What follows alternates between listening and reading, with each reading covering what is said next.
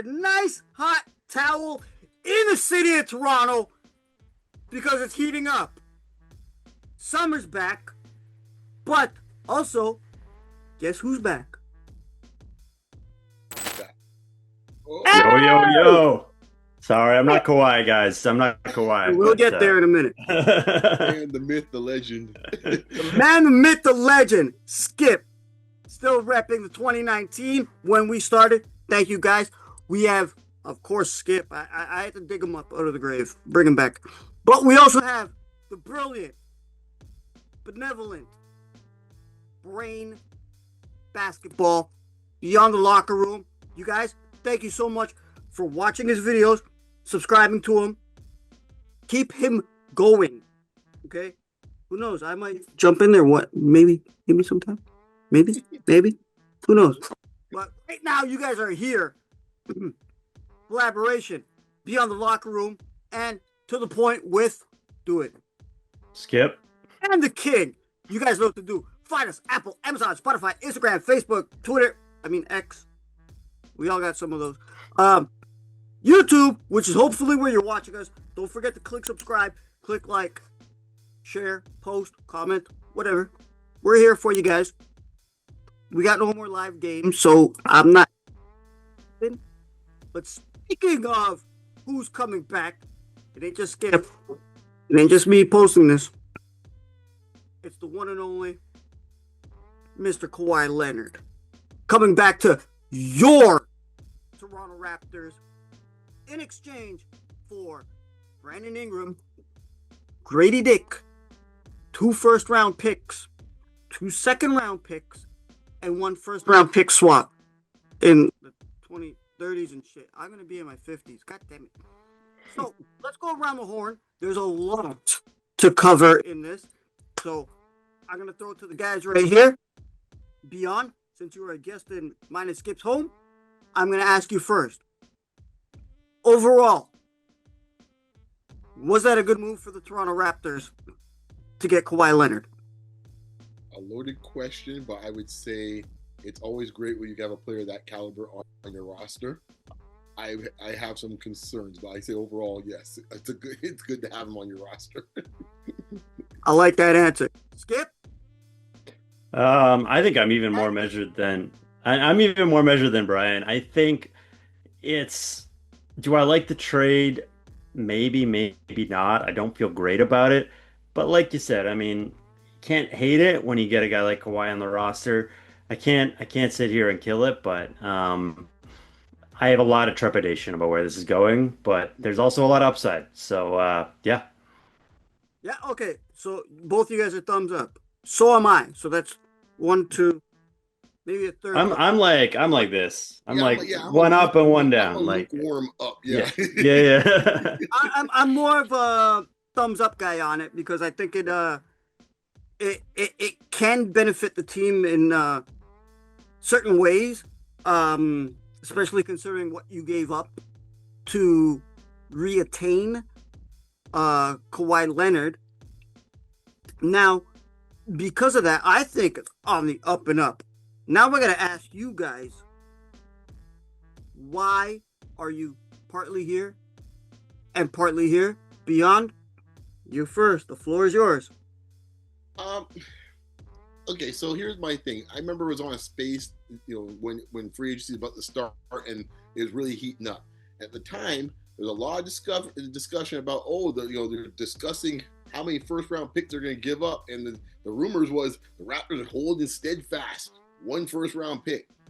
And then when the deal gets done, now you find out, it's 2 first-round unprotected picks. The swap in this day and age is not as scary because now you have the draft consideration, the changes in the draft. So that's maybe not as problematic. 2 second-round picks might seem like nothing, but this day and age, that's a lot more than people think now. So, the players weren't my issue. Moving off of Brandon Ingram would have been my move too. So I'm glad, because I didn't even want him signed in the first place, but they signed him. What it is.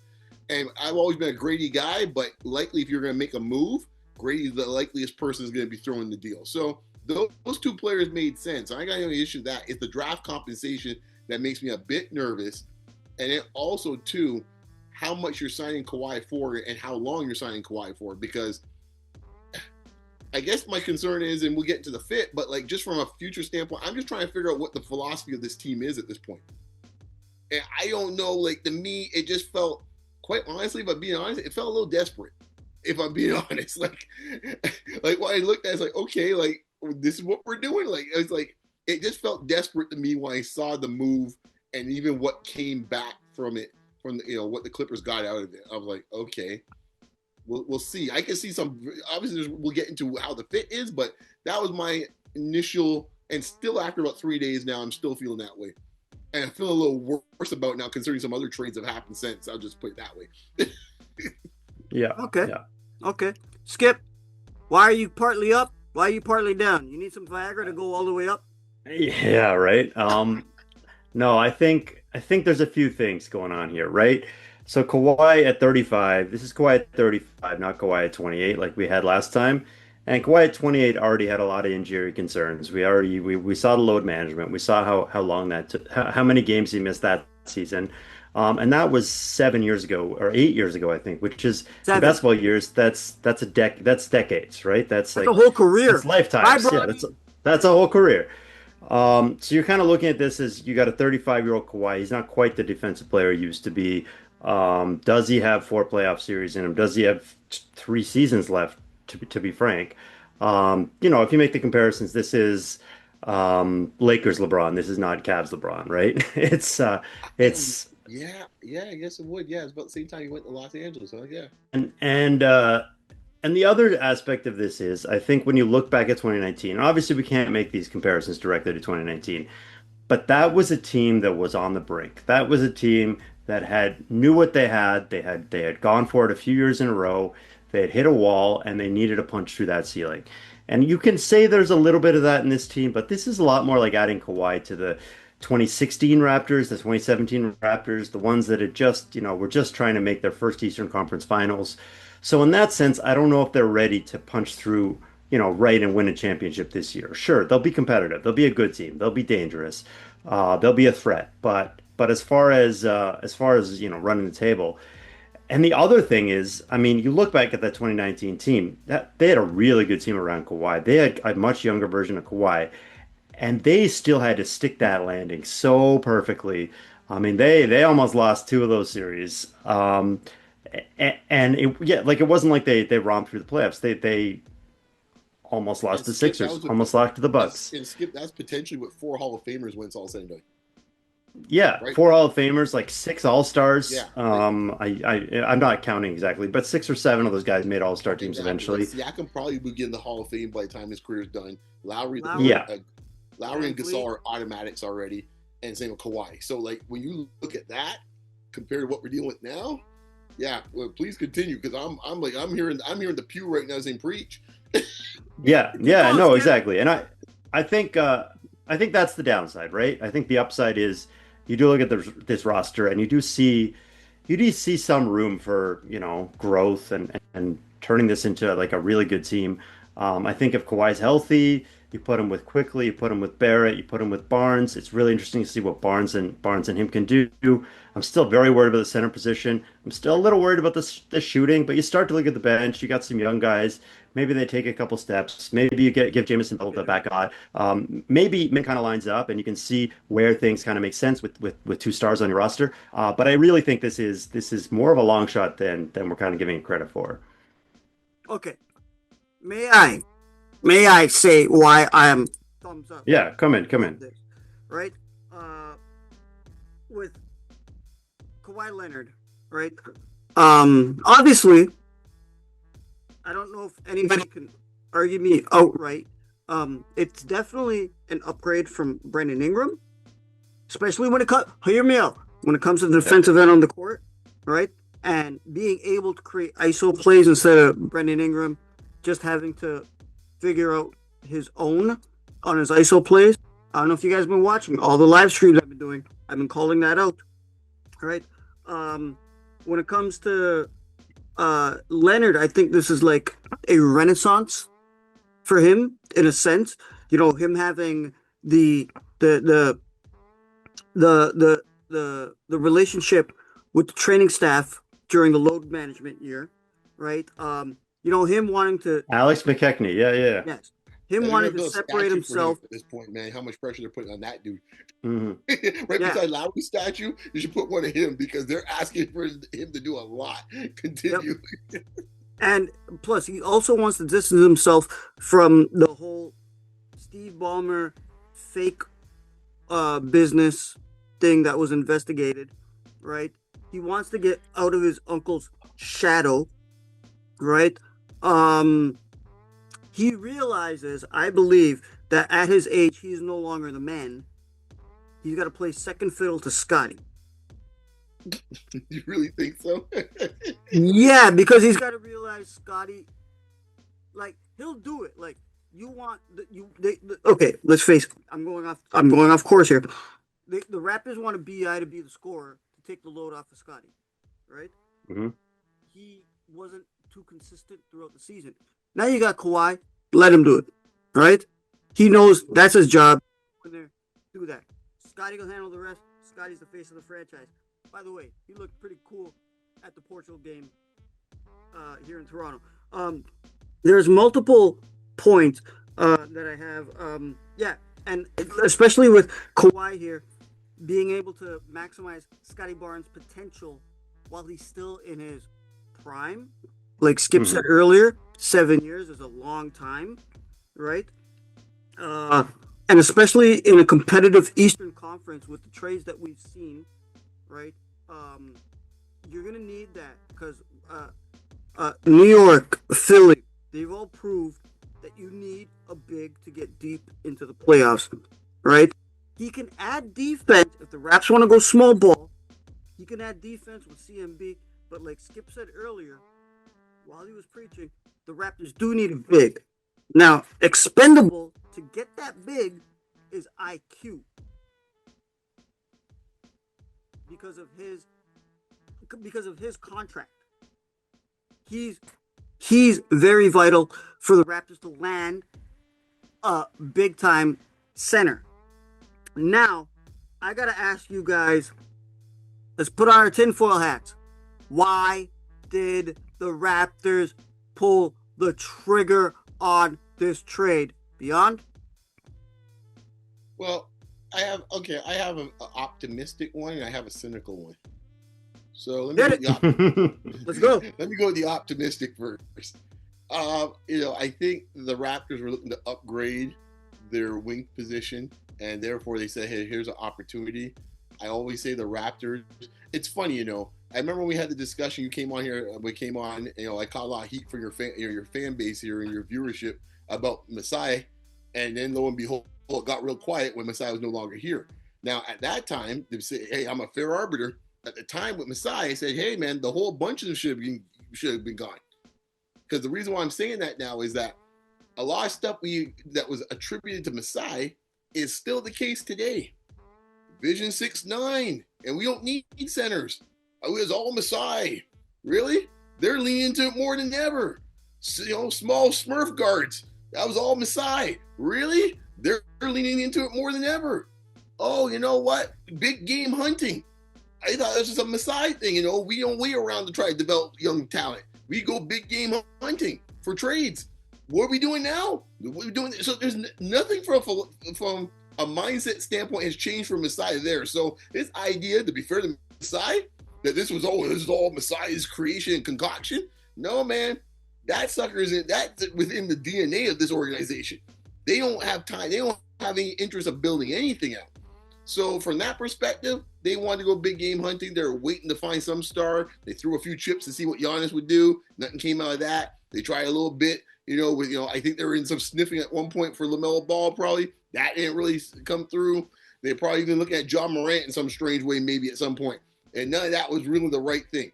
When it's all said and done, they got the guy they wanted. As far as like it fits, they don't have to worry about it. Hey, it's like we all make things good. That's the positive,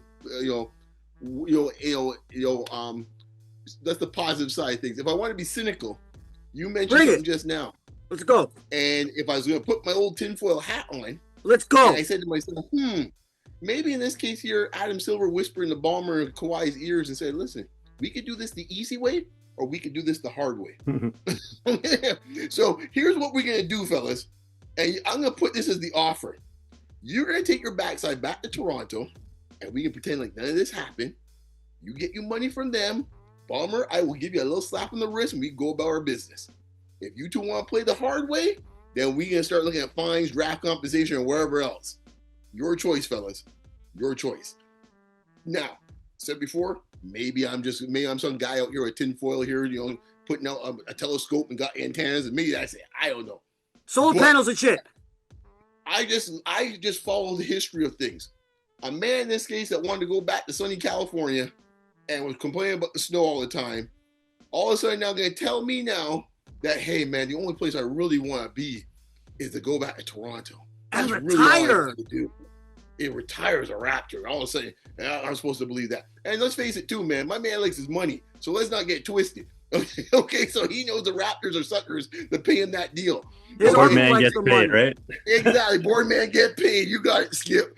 Yeah, so, hey, you gotta listen when these guys say these things, right? When my man says bet on yourself, you better believe it. When my man says board man gets paid, that's their credo. They leave it. That's their creed. They live by that. So this idea that this all this warm fuzzy, man, folks. Fuck that. Thinking, fellas. That's all I got to say. That's my cynical side of things. Yeah. So I'll just jump in. Why? I'll just jump right in. Why? So I saw Pablo Torre said the exact same thing you just said. That this is all. He's a journalist. He covered Whatever. it. He said, it's very suspicious. This is all happening at the end of the aspiration investigation, and that there might be something afoot. I mean, my question is, if that's what's going on, then why are the Raptors giving 2 unprotected picks? Agreed. Because, sure, the Ingram part I get, but, we should not be throwing in picks if we're getting compensated here. Now, I think the other side of this is there's 2 things going on. If we sweep that aside and we say maybe it isn't about this investigation, and we just say this is the basketball side of it. So the first thing is during the playoffs, we were looking at this team and we kept saying we need an upgrade on Brandon Ingram or RJ Barrett. We need a guy who can be a star in that role. And how are we going to get there with the money situation, with the prospects that are out there, with people not generally wanting to come to Toronto? There's not going to be a ton of options to fill that, superstar void. And so in that sense, you can say they just took a swing and said, hey, man, again, Kawhi's a guy. And we need a guy. We got this guy before. We saw what he could do before. Let's run it back. Let's go back to it. The other side of it is the Kawhi side, right? The Kawhi, why does he want to come back and why didn't he stay and all this stuff? And that, you flash back to 2019, the Kawhi and Dine and, the tour of the city, the tour of, Niagara Falls, wherever he went. I don't remember all the details. But, when we were trying to woo him to stay and everyone knew he was going to LA and there was all this, back and forth and the negotiations under the table that became very public. You remember that? Yeah, but I think what might have come out of that, right, is, Kawhi had his mind made up, but, we're whining and dining him, we're wooing him, we're doing all this stuff to get him to stay. And, that stuff can resonate a little bit. Maybe it doesn't resonate the way that we think it's going to, but, maybe 5 years later, he's looking back, he's like, man, I really had a great chance to stay there.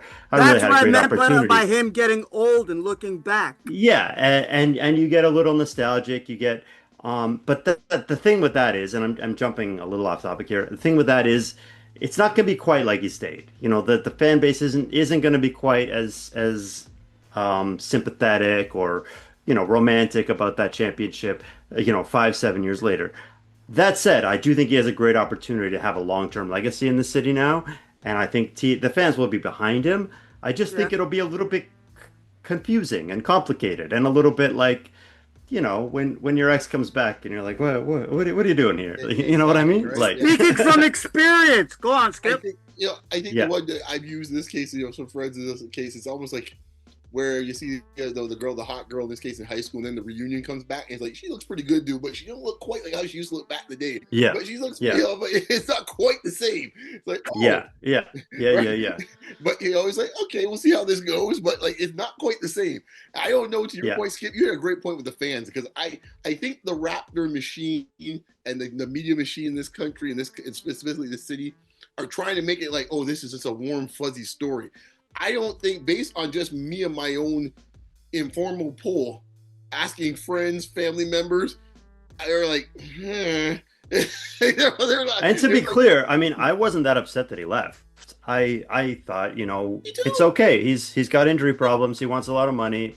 He's a great player, but he came and he gave what he had to give, right. and he moved on. But still, I'm still just a little bit like, okay, I mean, cool. Like, it's not like a it's not like if the whole aspiration, wherever his thing wasn't also kind of floating around this. Yeah, maybe this would be a more warmer, fuzzier story, but it's hard not to say the one team that you're willing to go back to, that you made a caveat that you'll go back to, that you'll resign with, just feels a bit odd to me, considering that when he was a free agent, he had a few different options for teams, that I actually kind of get, though. I think Kawhi is a creature of habit. I think he likes to be in a place where he knows the staff, he knows his role, he knows how he's going to get treated. There's rumors he's asking if the Spurs were interested, and the Spurs said no. Yeah. Well, may I? So, yeah. Actually, fuck it, I will. I believe here in Toronto, the fan base, when players leave, that did bring us some joy and some happiness, right? When they do leave and they come back. Most recent case, Bo Bichette on the Mets coming back, right? Yeah. Getting standing ovation. Look at all the bullshit with Vince Carter. Yeah. I think generally speaking, the Raptors fan base will be a little bit more forgiving to Kawhi. Yeah. Because I was wearing this jersey, and out of the 10 people that saw me wearing this jersey the other day, 8 of them were like, he's back. 2 of them were like, what the fuck are you doing wearing that? But so my tinfoil, let me take your tinfoil hat, B.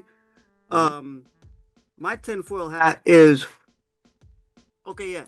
We already talked about the fake business, whatever, Ballmer, distancing, all that stuff. Phil Paul George experiment, whatever. Bobby Webster. Mm-hmm. I think what Bobby Webster wanted to do was because for all those years, Bobby Webster was living in the shadow of Masai Ujiri, who on Dallas was pursuing Kawhi. Right? Yeah, there was some talk about that. I didn't see how far that went, but yeah. There were talks. And for Bobby Webster to actually say, you know what? I brought back the guy that won us a championship, and he's going to retire here. I did what my boss couldn't do. I think that might be an ego thing coming from Bobby Webster. Let me ask you two something. My dad and I were talking yesterday, or 2 days ago on Canada Day, and my dad said, he goes, that's Masai. He ain't making that deal. He ain't giving up that much for him. And I'm curious, do you think that would be the case? If Masai was here now, would he give up that package for? I mean, in 2018, it was only one pick, right? It was only one pick. Yeah, he wouldn't be giving up 2 first rounders. And 2 second rounders. Yeah, I'm just saying. I don't care about the second round. I don't even care that much about the pick swap. I just think it should have been 1 first. Yeah, the first round pick's obviously the thing, but the entire draft capital altogether is the part where I'm just like, okay, so if you think of it from a standpoint, when if he gets the extension, it's 3 years from now. He's now 38. Pretty much he's done if he gets through the 3 years. You know what I think happened there? I think the trade got out before the talks were done, and then the Raptors felt like they had to do it. You know what? With them, it's possible. But if he plays through and we get a miracle, he plays the 3 years out, or whatever it might be, or whatever the extension is, 2 to 3 years. 3 years, 127 million. Yeah, you're looking at Scottie at about what then? Scottie would be about at that point 28. Yeah. Right, which is in his prime now, and you're looking around at your Scottie, he's like, okay, we have no draft compensation until about 2034 or something like that. 2033. Yeah, and then also to Kawhi. Well, they're alternating picks, so there will be some picks coming. But I hear your point. Yeah, they're going to have to hit on this next pick in 2028 and 2029. Yeah, they're going to have to hit on them hard. It can't be like, oh, we got to experiment crap. And this guy and Graves too, but yeah. Well, that's the other thing I wanted to bring up, because like the Bobby point, it's interesting you mentioned Bobby, because one thing is clear at Bobby. I think this is where I think he differs from Masai. I think Masai believes Scottie to be a guy who could be the lead dog. I really think Masai thought that. Yeah. I'm pretty sure. I remember when Ingram came in last year, it was a joke that some of the fellas I had is like, he had an interview on TSN.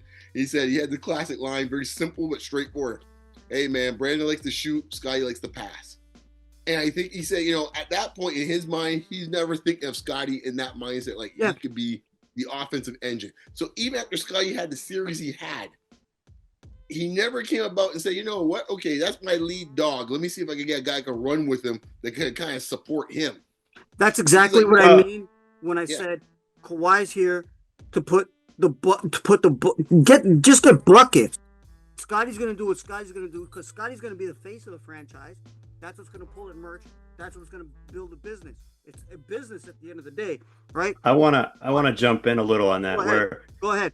I want to flash it back to 2019 real quick, right? Really? And go get a time machine, Marty McFly. Yeah. Just think about that team, right? That team, they brought in Kawhi to be the finisher, but that didn't mean that he was running the engine all year long. He was sitting out a lot of games. There were a lot of games where he was maybe a little bit passive during the regular season, and they put a roster together that could win games without him. And then what you got was Kawhi as the guy that you could turn to in Game 3 of a playoff series, as the guy you could turn to in Game 7 of a playoff series, and that's where he came through. But you had to have the framework in place where you had a really good team, even on the games that he sat out, even on the days when he didn't play, even in the days where maybe he was just mailing it in for half an hour. Yeah, but like the difference between that team and this team is that Lowry was the engine and Lowry was the face. So Lowry, yes, I said that so many times. That's my point. That's pretty much my point. Well, Scottie is not engine at this point in his career. Like Lowry used to average. I think Lowry's peak in Toronto, he's averaging 22 a night. Scottie Barnes even come close to averaging that in a season. 16. I mean, Scottie would be the Lowry, but then you need a Pascal, right? That's the thing. And we're not making an apples to apples comparison, but you know what I'm saying. Right? Yeah. But I think to your point, where I think what I'm saying is that I don't think he even gave. I guess Bobby doesn't give him a chance to grow his game and see like, oh, can he be like at that level of Pascal where he could be a 22 point per game scorer? Like, but he's going to get those opportunities on days when Leonard misses, when days when like he's double covered or whatever. There's going to be moments for Scottie. I do think you need. Skip. You just said it. Kawhi's going to draw more attention from the defense, which can open up Scottie. And let's not forget RJ. Well, I think he's the guy that benefits the most based on the team they have right now. Like he's the guy from the starting lineup benefits the most. So like just how you saw him last year, very efficient around Ingram, he's going to be more efficient to your point with Kawhi Leonard on the floor. I think Scottie, I'm of the opinion, I'm actually funny enough, I agree with Bobby Webster. I think the experiment of trying to make Scottie into like some type of pseudo alpha scorer, those days are dead. Like it is what it is. He's 5 years into it. He's just not going to be that type of player. And that's fine. So let's work with what we got. And that's fine. I have no problem with that. So I'm not even suggesting that Bobby's incorrect. All I'm saying is the mindset of him versus Masai. I think Masai was still thinking that world where Scottie's that. Where I think Bobby where Scottie's Giannis, basically. Yes, exactly. Bingo. Yeah. That's the perfect way. While Bobby, I think, had moved off of that position a long time ago. And now he's at the reins. Now he's like, yeah, I'm over that discussion. Let's just go and deal with what we have, right? If he's like a poor man's Magic, fine. Yeah. Right? Yeah. That we'll work with that. And that's the case. He may average 18 a game, and he does. My concerns, and we haven't even really got into this, but the cap situation is really going to be a problem. Ooh. And they still need shooting. They still don't really have a center that I trust. We're running a little low on time. Yeah. IQ is going to have to go in order for them to free up cap space. That's the main one. Yeah, maybe. I like his shooting, but you kind of have to. I don't care. Break some pieces up. Yeah. No, I don't care what's on the court. I'm talking like when I'm looking at assets and liabilities on a balance sheet. That's the one that's going to have to go. Honestly, I will say. Sorry. As much as I like how he played, I'm not. I love him. I don't want to go. Well, no, I'm not talking about quickly. I'm talking about RJ. Because I think he's the guy I would move because, and it's not like I want him to move, but when you look how this team's set up, I would prefer a scenario where I moved him to get the center, and then I could slide CMB in the starting lineup because CMB at this point, at a top 10 draft pick, he should be playing close to 30 minutes now we shouldn't be kind of babying with training wheels in year 2. Yeah. I think I'm okay with riding this out until the deadline, but I think this team is going to need a big acquisition at the deadline. Mm-hmm. And it's probably quickly RJ who has to go out because there's not a lot of salaries you can move. So I think that's kind of the play. I mean, is there going to be a Marcus Gasol? I mean, we keep going back to 2019. Is there going to be a guy out there? Yeah. I mean, and right now all they can do is sign minimum guys and just sort of see how this whole thing gels. But the real question is, what can they punch through in February, in January when it's go time? So, okay, guys, time has been ticking. This has been a great conversation. That's why I meant there's a lot to talk about. Let's keep it concise, right? Yeah, it's a big topic, man. It's a big topic. It's huge. You know what? Let's do it again tomorrow. You guys say I'm gonna barbecue. Come by. Yeah, we'll see. We'll see. You have one more question for us, or no? That's it. Okay. That's it. You guys, we all derailed. I just wanted to hit the first major 3, and then you guys spoke your piece. Both of you guys, nothing but love for you guys coming on. You guys, go to Beyond the Locker Room. Click subscribe. Give them some more views. Right? At Beyond Locker 2013, man. Check it out. There we go. Skip, you guys can leave Skip alone. I'm going to bury him after this. I'm going to put him back in the grave. No, I'm working on a little side project. Yep. Skip, you'll find out what it is. Put it out there. Plug it. You want to plug it? It's called Thriving on Thrift. Just look it up, thrivingonthrift.com. I've got a Facebook channel too. It's not basketball related at all. It's just about, living on a budget, just kind of pivoting into a new space. And you need to not spend so much money, call Skip. Yeah. That's the drill for the most part. That's the economy check it out nowadays. Let's go. Check it out. Let me know what you think. Looking for feedback. Yeah. My kid's into the thrifting, so that's interesting. Okay. See, there we go. Boom. The economic times are not the best right now, so it's very useful information if anybody wants to check it out. Sounds good. I don't know, Skip. I'm living pretty right now. You already know how your boy rolls. Anyway, yeah. Guys, thank you for joining. The hot summer day in Toronto. Freaking crazy night. Freaking crazy shit going on in the city. With World Cup, with Kawhi, with all kinds of crazy, even in the basketball sphere, which we haven't even touched on, right? The rest of the stuff, right? But it's been nuts. Guys, thank you. And I thank you guys out there that are watching, more importantly than these guys. Well, we're here. We're just gang, right? We're just talking about ball, man. Yeah, that's what we're doing. But we appreciate you guys. You guys, thank you. And if you guys are watching, I consider you To The Point family. I consider you Beyond the Locker Room roomies. Hey, like that one, B? And save some money. Holla at Skip. Right? So on behalf of all 3 of us, good afternoon, good morning, good evening, good night, and peace. Peace.